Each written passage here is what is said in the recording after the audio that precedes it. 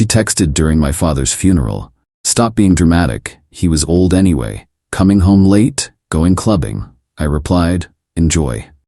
Then I emptied the house while she partied and left divorce papers on her pillow. When she stumbled in drunk at 4 a.m. to a completely bare home, I, 36 male, was standing at my father's graveside when the text came through. My wife Kendra, 33, had left the funeral for work emergency an hour earlier. Dad had just been lowered into the ground. My mom was sobbing into my shoulder. My phone vibrated. Kendra, still at that depressing thing? Stop being so dramatic, he was old anyway.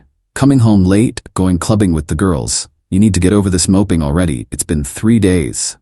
3 days since my dad died of a sudden heart attack. 3 days. My mom saw my face change. What's wrong, honey? Nothing, Mom. Just work stuff. I typed back one word, enjoy. Then I made a decision that had been building for months. This wasn't the first time Kendra showed zero empathy. But disrespecting my father's funeral? That was the line. My cousin Pete, 39M, was there. Contractor, owns his own moving company. Pulled him aside. Pete, I need your truck and your crew, right now. Now? Bro, we're at Uncle's funeral. Showed him the text. His face went dark. Okay. What do you need? Everything that's mine out of my house, today, while she's clubbing. Done. The boys are actually free. Was gonna give them the day off for the funeral, but they need the hours. My mom tried to insist I come to the reception. Made excuses about needing to handle Dad's paperwork immediately. She understood. Dad was always the handle business first type. By 2 p.m., I was at the house with Pete and 4 of his guys. Also had my brother-in-law Jerome, he's a lawyer, on speakerphone, getting emergency divorce papers ready. The thing about Kendra, she never paid attention to what was actually mine versus hers versus ours. Most of our furniture? I bought it before marriage or inherited from my grandmother. The TV, gaming systems, kitchen appliances, all purchased by me, receipts in my name.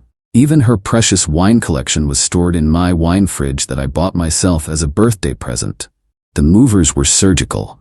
My grandmother's dining set.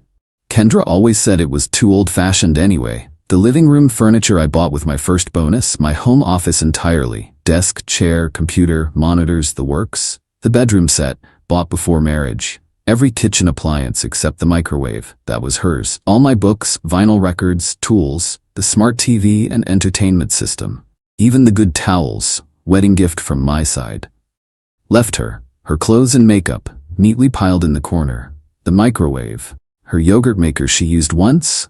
The couch her mom gave us, ugly as sin. One folding chair from the garage, her photos and personal items. The pettiest part? I canceled the utilities effective next day, all in my name, and changed the locks. Building manager was cool about it. Lease was only in my name anyway since I'd lived there 2 years before marriage. Jerome had the divorce papers ready by 4 p.m. Uncontested divorce filing, citing irreconcilable differences. Very generous. She gets her car, still making payments, lol, her personal belongings, and nothing else. No alimony request since she makes more than me at her marketing job. Left the papers on her pillow. Well, on the floor where her pillow would have been if I hadn't taken the bed. Also left a printed copy of her text with a note. Enjoyed my evening handling my father's affairs. Your belongings are in the corner. Utilities end tomorrow. You have 30 days to move per lease requirements. Don't contact me except through lawyers. Then I went to my mom's house. We looked through Dad's photos and cried together. Like normal people do when they lose someone. Update 1. It's been 48 hours since the funeral, and hoo boy. Kendra came home at 4:17 a.m. Ring doorbell still sends me notifications. The video is her stumbling drunk, trying her key 3 times, then slowly realizing it doesn't work. The confusion, the panic, then finding the lockbox with the new key I left for her. Jerome said I had to give her access for 30 days. The scream when she got inside woke up 3 neighbors. Mrs. Patterson called the cops thinking someone was being murdered. 6 a.m., the text started. 67 of them in 2 hours.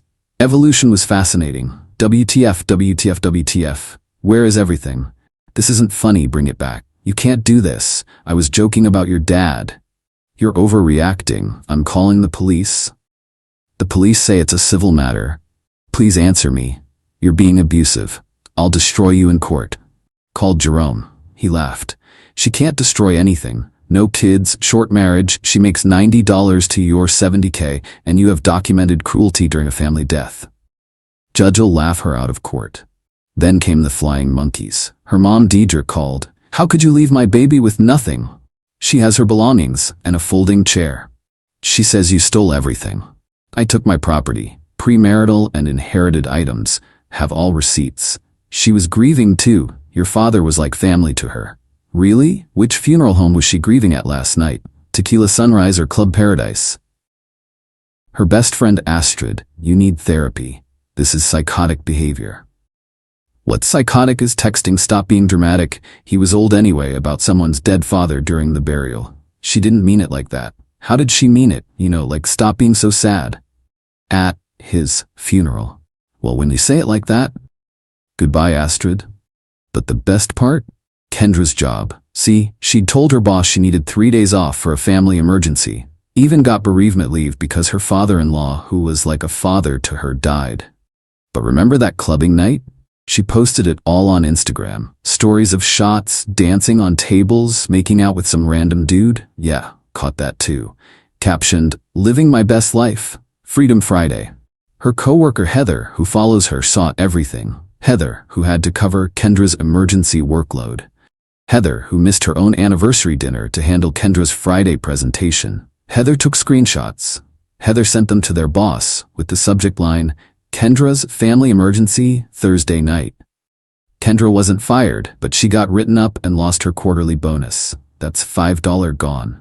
She tried to contest the divorce filing. Said she needed time to process the emotional trauma. Judge gave her 30 days to respond, but wouldn't delay the initial filing. Update 2 Week 2. The entitlement went nuclear. First, she tried to break back in while I was at work. Changed the locks without telling me, illegally but whatever. Got home to find the door damaged and her inside, trying to move my grandmother's china cabinet. This is still my home. For 18 more days. And breaking and entering is a crime. You can't prove I broke in. I live here. Showed her the ring footage of her literally crowbarring the door. The police are on their way. She ran. Left the crowbar. Cops took a report but said since she technically still lived there, it was complicated. But the property damage? That's a crime. Didn't press charges but documented everything. Then she got crafty. Filed a restraining order claiming I was financially abusing her by taking all the furniture. Judge took one look at my receipts and her $90K salary and threw it out. But I had to miss a day of work for court. The smear campaign started next. Facebook posts about being abandoned by a narcissist during her time of grief. What grief? She literally posted club videos the night of the funeral. My dad's sister, Aunt Ruth, absolutely destroyed her in the comments.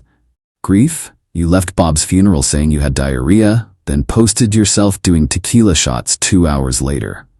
We all saw it. You're lucky all he did was take his furniture. Bob would have haunted your disrespectful forever. Post deleted within an hour. But here's where she really messed up. Remember that guy she was making out with at the club? Turns out he's married. His wife found the videos through a mutual friend. His wife is a partner at Kendra's dream company, the one she'd been interviewing with for months. Guess whose final interview got mysteriously canceled? The rage texts that night were unhinged. You ruined my career. That job was mine. You must have called them. I'll sue you for interference. Didn't respond to any of it. Just forwarded to Jerome. Then came the extinction-level stupid move. She tried to sell my dad's tools. I'd moved them from the house to Mom's garage. But Kendra knew where the spare key was hidden. She loaded up Dad's entire tool collection, some vintage stuff from his father, worth probably $15 total, and listed them on Facebook Marketplace. My uncle saw the listing. Called me immediately. I drove over with the police this time. She was in the garage negotiating with some buyer. Those are stolen property, I told the buyer. Here's the will showing they were left to me. Here's the death certificate dated 2 weeks ago. Buyer ran. Kendra tried to play it off. I thought they were communal property. Cop, ma'am, you're selling items from an estate that's still in probate. That's theft. He's my husband. It's partly mine. Ex-husband, I corrected. And no, inheritance isn't marital property. She got arrested. Actually arrested. Spent a night in jail before Deidre bailed her out. The charges were dropped eventually. Jerome negotiated that in exchange for her signing the divorce papers immediately, but her employer found out about the arrest. Another write-up. She's one strike from termination now. Update 3 Week 3. Kendra's world was crashing hard. She couldn't afford the apartment alone. Our rent was $2,200 a month, and while she made more than me, she had insane spending habits. Designer bags, weekly nail appointments, that kind of thing. Her solution? Move in with Deidre. But Deidre had conditions. No overnight guests, no drinking, church every Sunday, pay $600 a month rent. Kendra lasted exactly one Sunday at church before she was caught on the church's security camera sneaking out during service to smoke weed in the parking lot. The pastor called Deidre. Meanwhile, my mom had been quietly devastating her in the community. See, Mom's been in our neighborhood for 40 years. She knows everyone, and she made sure everyone knew what Kendra texted during Dad's funeral. The family hairdresser refused to do Kendra's hair for her important work event.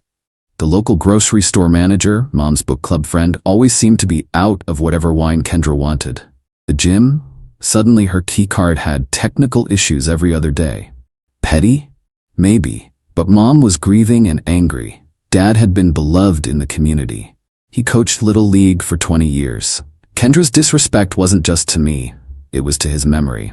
Then Kendra made her final, stupidest move. She created a fake dating profile for me, used my photos, my real name, my real job. But the bio? Recently divorced, looking for someone to take care of me financially. No fatties, must be willing to pay for everything. I have mommy issues, and daddy just died, so I'm emotionally unstable. A coworker's wife saw it, showed him. He showed me. I was gonna ignore it, but Jerome said absolutely not. This was defamation and identity theft. We filed a police report and sued. Her lawyer, the cheapest one she could find, tried to argue it was satire. The judge wasn't amused, especially when we showed the messages she'd sent to women who matched with me, saying things like, I have herpes, and I'm actually married, want to be my side piece? She was ordered to pay me $10,000 in damages. Money she didn't have. Final update. It's been 2 months since Dad's funeral. The divorce is final. Here's where everyone ended up. Kendra, fired from her job. The dating profile thing was the final straw. Living in Deidre's basement. Working part-time at a call center. Owes me $10,000 she can't pay. Garnishing wages. Posted about being a survivor of narcissistic abuse. Got 3 likes. New boyfriend dumped her when he Googled her and found the arrest record. Tried to start a coaching business for women escaping toxic men. 0 clients. She sent one last text last week. I hope you're happy. You destroyed my life over nothing. I replied, you destroyed your own life. I just stopped cushioning your fall. Then I blocked her. Stuck with Kendra indefinitely. Had to put locks on her bedroom door because Kendra kept borrowing money. Unfriended by half her social circle who were disgusted by the funeral thing. Posted about supporting her daughter through abuse. Comments were just laughing emojis. The flying monkeys. Astrid apologized after seeing the actual funeral text. Other friends ghosted Kendra when they learned the truth. Her coworkers made a group chat specifically to share her messy posts. Living in a nice 1-bedroom closer to Mom. Seeing a therapist. Grief is real, even without the drama. Dad's tools are displayed in my new place. I think about him every time I use them. Got promoted at work. Turns out I was less stressed without Kendra. Started dating Rita from grief counseling. She gets it. Mom and I have dinner every Sunday. Mom. Still devastating Kendra through pure community networking. Started a memorial scholarship in Dad's name. Goes to grief counseling with me sometimes. Told me Dad would be proud of how I handled everything. Keeps one of the divorce papers framed in her craft room. Savage, Mom. Last I heard through the grapevine, Kendra tried to crash Dad's memorial baseball game. We hold it annually now. The entire team formed a human wall. The photos were beautiful. My uncle gave a speech about respect for the departed while staring directly at her. She left crying. Do I feel bad? No. She texted, he was old anyway, while they were lowering my father into the ground. She went clubbing while my family mourned. She tried to sell his tools. She made fake profiles. She attempted to destroy my reputation. All I did was take my furniture and leave papers on where her pillow used to be. Everything else? That was just the universe giving her exactly what she deserved. Dad always said, "Son, when someone shows you who they are, believe them the first time." I should have believed her the first time she complained about having to attend my grandmother's funeral because it conflicted with a spa day. But hey, better late than never. To everyone asking, yes, I kept the crowbar she used to break in. It's displayed next to Dad's tools with a label, Exhibit A in Why I'm Single and Happy. Rita thinks it's hilarious. Mom wants to bronze it.